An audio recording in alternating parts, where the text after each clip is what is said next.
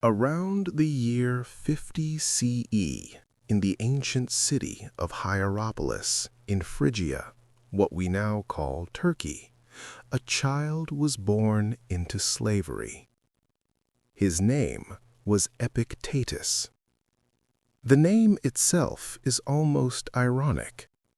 In Greek, it simply means acquired one, a designation of ownership, not personhood.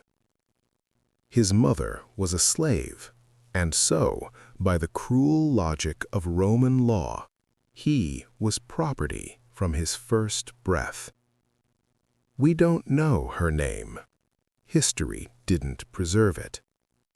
The powerful recorded their own stories, not those of the powerless. As a young boy, perhaps around 15 years old, Epictetus was taken to Rome. Loaded into a slave caravan, transported in chains across the Mediterranean. The journey was brutal. We can imagine the heat, the thirst, the uncertainty. But these details are lost. What we do know is that he arrived in Rome as a possession and was sold. His master was a man named Epictetus, a wealthy freedman, someone who himself had once been a slave, who now served as secretary to Emperor Nero. This gave Epictetus a complicated social position. He was enslaved, yes, but enslaved to someone with access to imperial power. He lived in proximity to the center of the empire, yet remained at its very bottom. Now, there is a story about Epictetus and Epictetus, a story that has echoed through 2,000 years. Some scholars question whether it truly happened. Others point to ancient sources that suggest it did. The truth is uncertain, but the story itself reveals something essential about who Epictetus would become. One day, according to the account, Epictetus began twisting Epictetus's leg, not accidentally, deliberately, as torture, as a demonstration of absolute power over another human being. And as his master twisted, Epictetus, calm and detached, said quietly, "You will break it." His master continued. The bone snapped. And Epictetus, through what we can only imagine was extraordinary pain, said simply, "Did I not tell you that you would break it?" No anger, no pleading for despair, just observation, just fact. Whether this story is literal truth or philosophical legend, it represents something profound. Epictetus understood even then that his body could be broken. His freedom could be stolen. His name could be erased. But there was something that remained untouchable: his capacity to choose his response, his ability to see clearly even through suffering. He carried that damaged leg for the rest of his life, a permanent reminder, but not of his powerlessness, of the one power that could never be taken from him: his mind. In Rome, despite his enslavement, Epictetus was granted something unusual: permission to study philosophy. Perhaps Epictetus saw potential in him.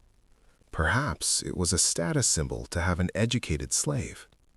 We don't know the reason, but the opportunity changed everything.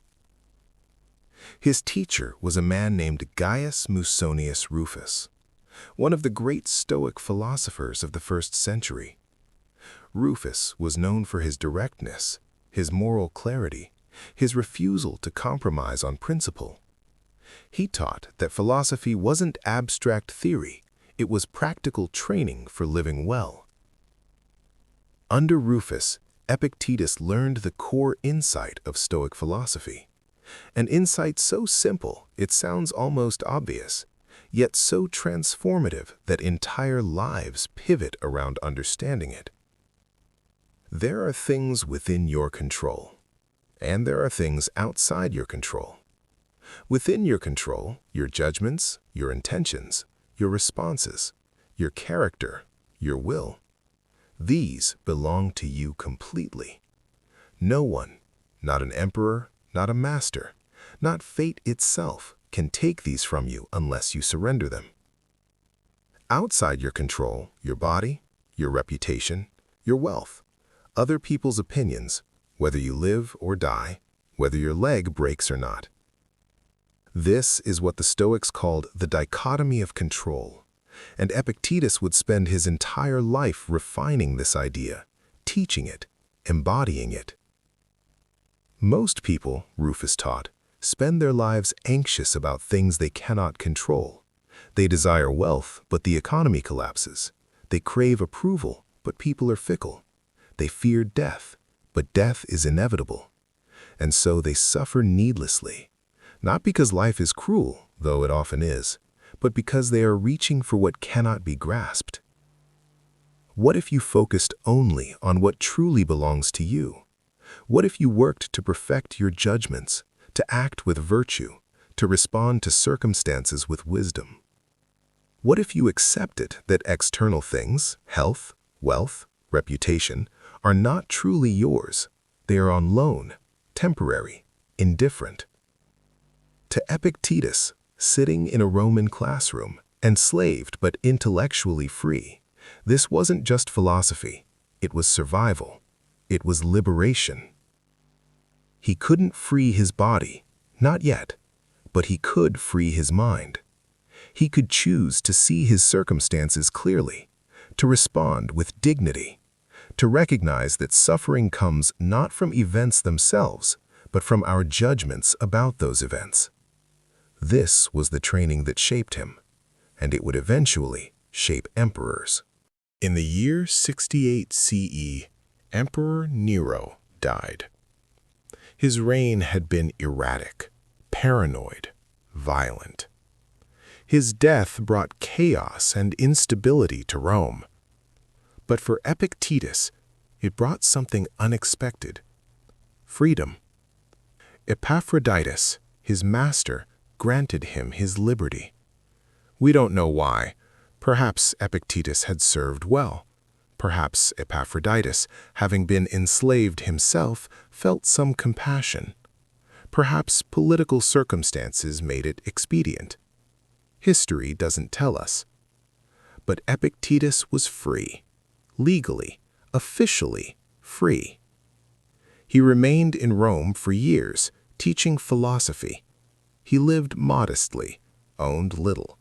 His possessions, according to one ancient source, consisted of a straw mattress and an earthenware lamp. That was all. He had been trained by poverty and slavery to need nothing. But in the year 89 CE, the Emperor Domitian, paranoid about intellectuals, suspicious of philosophers, issued a decree. All philosophers must leave Italy immediately. And so, Epictetus, now nearly 40 years old, left Rome. He traveled to Nicopolis, a city in Epirus along the western coast of Greece, a place far from the centers of power, quiet, peripheral.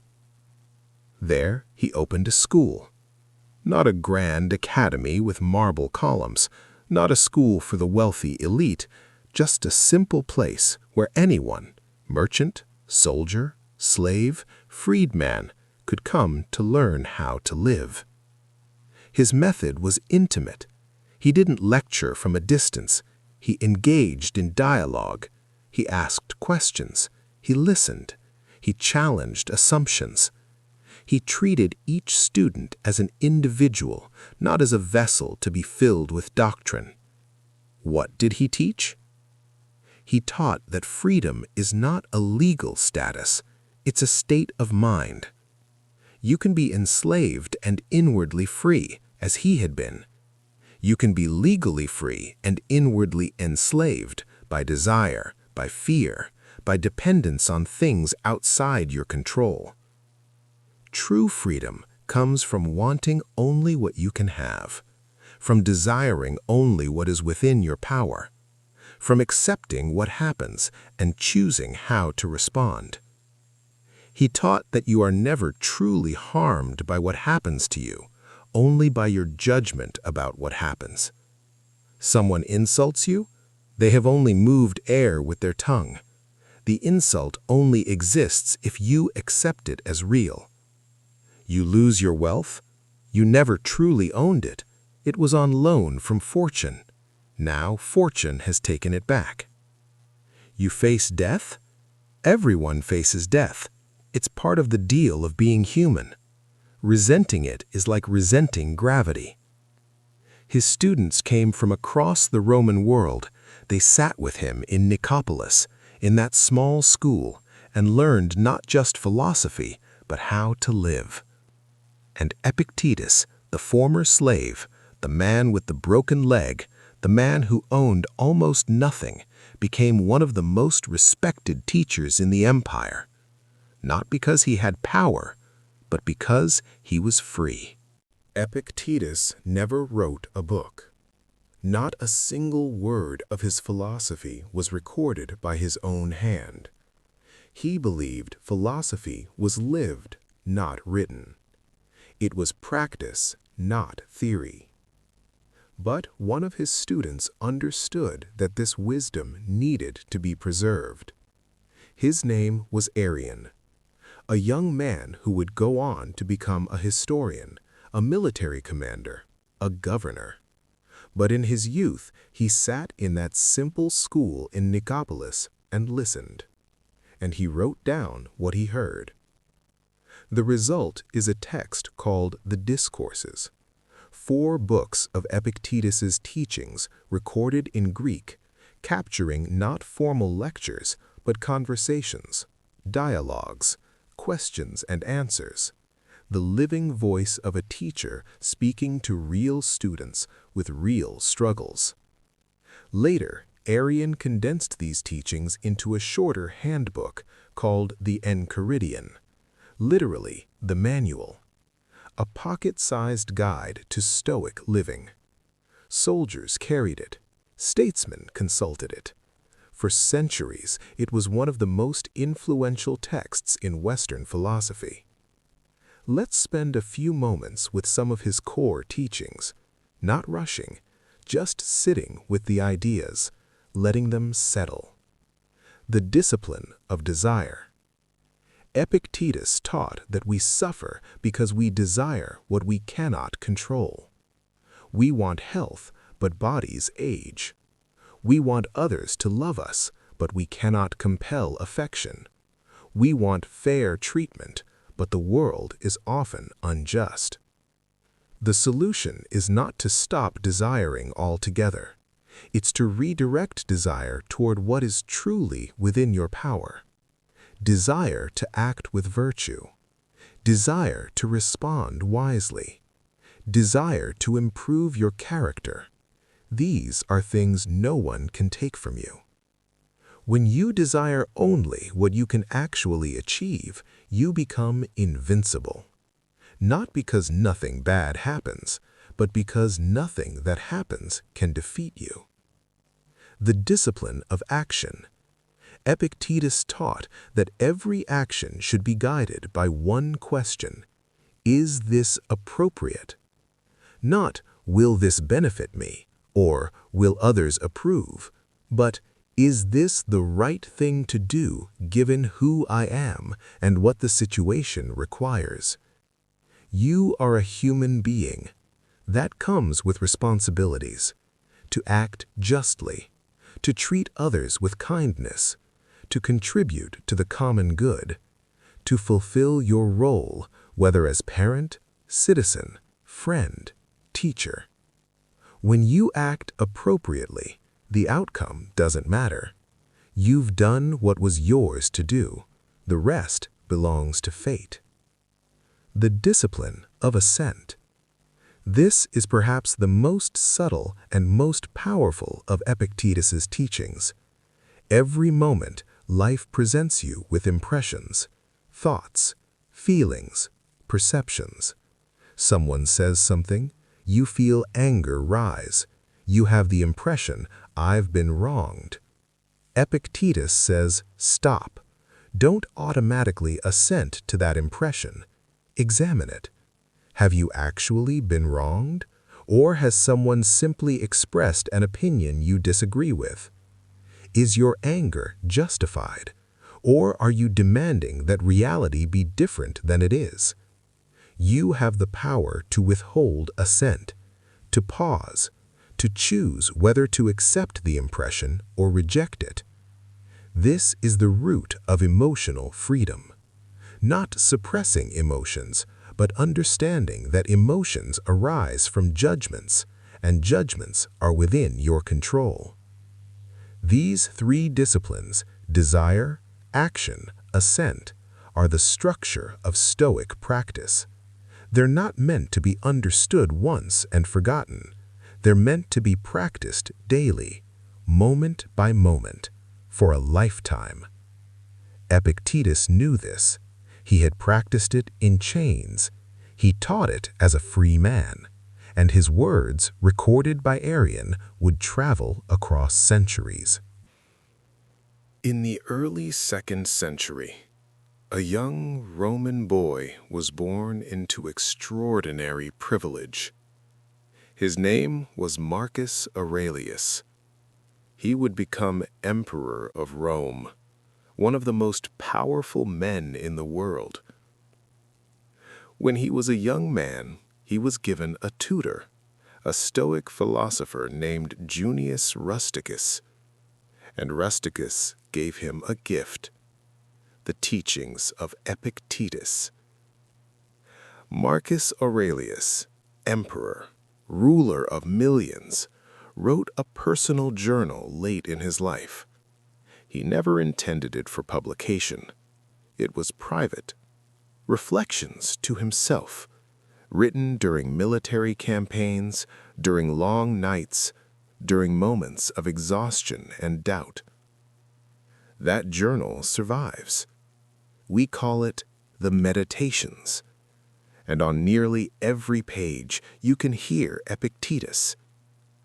The dichotomy of control, the discipline of judgment, the acceptance of fate, the focus on virtue above all else. Marcus writes, "You have power over your mind, not outside events. Realize this, and you will find strength." Pure Epictetus. He writes, "Choose not to be harmed, and you won't feel harmed. Don't feel harmed, and you haven't been." Again, Epictetus. The slave taught the emperor, across time, across death, through the careful preservation of words. But the influence didn't stop in ancient Rome. In the mid-20th century, a psychologist named Albert Ellis was developing a new form of therapy. He was frustrated with Freudian psychoanalysis, which focused on unconscious drives and childhood trauma. Ellis wanted something practical, more focused on the present. He read Epictetus, and he found something revolutionary. The idea that emotions are caused not by events, but by our beliefs about events. Ellis developed this into what he called rational emotive behavior therapy. Later, Aaron Beck refined it into cognitive behavior therapy, CBT. Today, CBT is one of the most effective, evidence-based treatments for depression, anxiety, and a range of mental health conditions. And at its core is an idea articulated by a former slave 2,000 years ago. It's not things that disturb us, but our judgments about things. Epictetus didn't have a laboratory. He didn't run clinical trials. He had only his experience, his observation, his clarity of thought. And he understood something fundamental about the human mind. You can't always change what happens to you, but you can change how you think about it. And when you change how you think, you change how you feel. And when you change how you feel, you change your life. From ancient Nicopolis to modern therapy rooms, from a small school to millions of lives changed, the wisdom travels because it's true. Epictetus died around the year 135 CE in Nicopolis.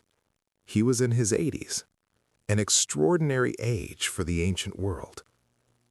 We know almost nothing about his final years.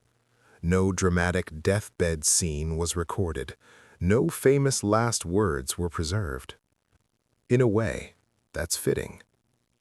Epictetus taught that death is natural, inevitable, nothing to fear, nothing to dramatize, just the completion of a life, a return of borrowed elements to the universe.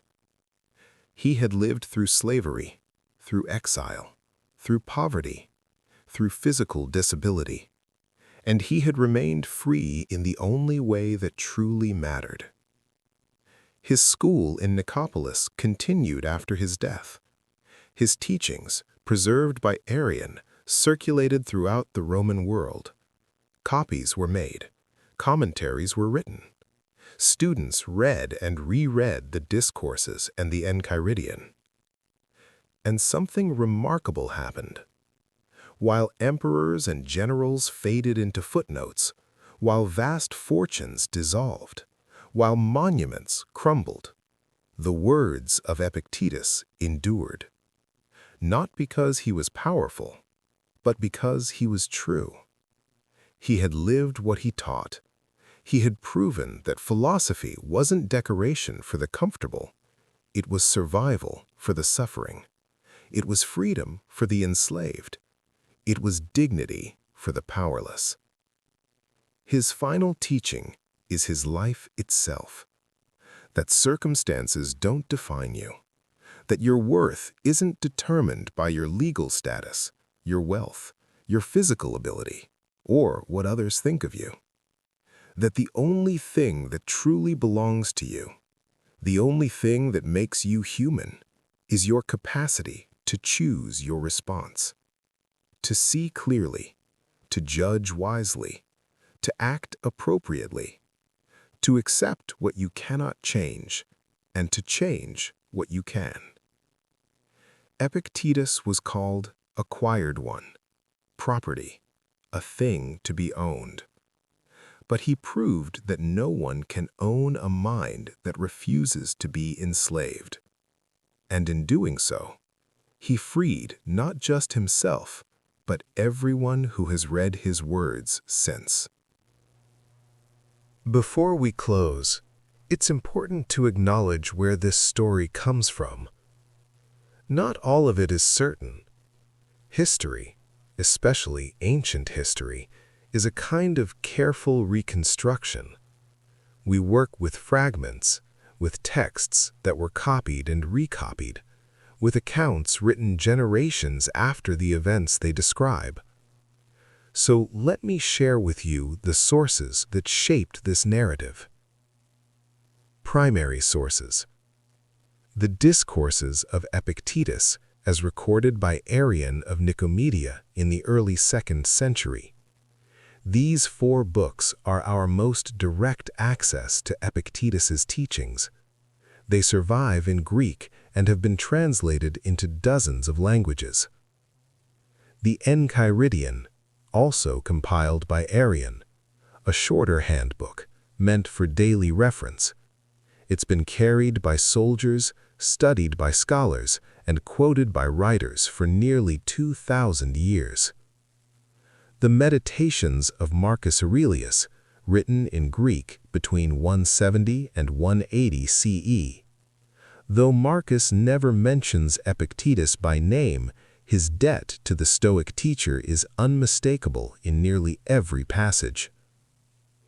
Ancient biographical sources. Origen, the early Christian theologian, mentions Epictetus in his writings. He refers to the story of the broken leg, though he presents it as a legend, not confirmed fact. Simplicius of Cilicia, a 5th-century philosopher, wrote a commentary on the Enchiridion. He provides some biographical details, though he was writing 4 centuries after Epictetus's death. Aulus Gellius, a Roman author from the 2nd century, references Epictetus in his work Attic Nights, noting his influence among educated Romans. Modern scholarship. The Stanford Encyclopedia of Philosophy offers a detailed, peer-reviewed entry on Epictetus, examining his life, teachings, and influence with scholarly rigor. The Internet Encyclopedia of Philosophy similarly provides accessible yet academically grounded overviews of Stoic philosophy and Epictetus's place within it. A. Long's book, Epictetus, a Stoic and Socratic Guide to Life, is considered one of the definitive modern scholarly treatments of his philosophy. Keith Seddon's work on Epictetus and Stoicism provides both translation and interpretation, making the texts accessible to contemporary readers. On Epictetus's influence on modern psychology, Donald Robertson, a cognitive behavioral therapist and scholar of Stoicism, has written extensively on the connection between Stoic philosophy and modern CBT. His books, The Philosophy of Cognitive Behavioral Therapy and How to Think Like a Roman Emperor, explore this relationship in depth. Academic papers, including work by researchers in psychology and philosophy, have traced the direct lineage from Epictetus's teachings to Albert Ellis's development of rational emotive behavior therapy in the 1950s. Uncertainties and legends. The story of Epictetus's broken leg appears in ancient sources, but its accuracy is debated. Some scholars treat it as historical. Others view it as a philosophical parable, a story that captures truth about his character, even if the event itself is uncertain. Details about his birth, his mother, his exact date of death, these are approximate or unknown. What survives with certainty is his philosophy, and that, in the end, is what mattered most to him. This narrative was woven from scholarly sources, ancient texts, and careful interpretation. Where certainty exists, I've presented it. Where tradition and legend appear, I've noted them. History is not always clear, but the wisdom of Epictetus is. Thank you for listening, and may you remember always what is within your power.